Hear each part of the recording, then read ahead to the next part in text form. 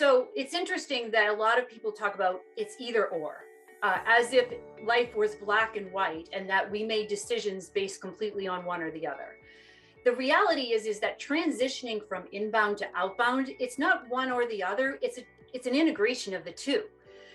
There's actually some recent Gartner research that was done last year where they looked at the buying experiences, and they found that B2B buyers who preferred a 100% digital experience, let's just say inbound, for example, where they never have to talk to a salesperson, that they had a 23% higher chance of buyer remorse or churn. But it also found that when a rep engaged with someone using both digital and their in-person conversations, that there was a 17% impact on the buyer consensus decision-making process. So what that means is that if we apply this to inbound versus outbound, it's how you combine the two together that's going to create a buying experience that's going to make both of them work better. So for example, some of the best companies, some of the companies, by the way, might I say, who invented the word inbound are doing exactly that. They're tying inbound and outbound together. So if someone goes to your website and let's say they download your latest white paper,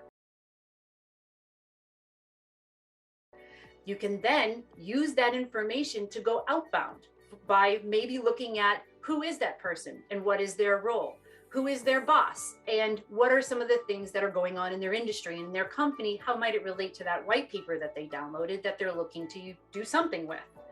You can reach out to the person who downloaded the white paper and ask very simple, open-ended, non-threatening questions like, how did you come across it? What were you hoping for when you found it? Is this something that you're looking to for yourself, or did someone else ask you to look into it? That can give you a little bit of intel as to what might be happening in the organization with context. You could also say a bunch of people from a company are downloading resources from your website. Is then reach out to, say, their marketing managers and reach out to the CMO and ask, hey, I've noticed that a lot of people on your team are downloading things about SEO or social media marketing. Did you ask them to look into that? Or is it something that they've started looking into based on some of the initiatives that are happening at your company? That's one way that you can use that kind of inbound intel to go outbound. You can also do it in the reverse. You can use some of the outbound conversations that you're having to feed your inbound.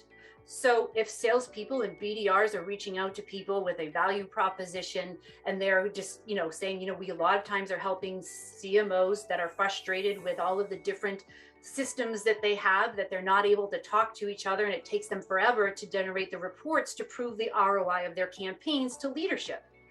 Is that something that you find yourself frustrating with? And they say, no, actually, this is what I'm frustrated with right now. That's intel that you can then take to your inbound team and say, we need to be creating content around this because this is a trend that's changing. So it's not one or the other. It's how can you combine the two together, either in your sequences, as far as are you using social media, cold calls, and email together in a way that aligns with the buyer's world and the problems that they're trying to solve, not just product pitches. Just a couple of examples of how you can integrate inbound and outbound together.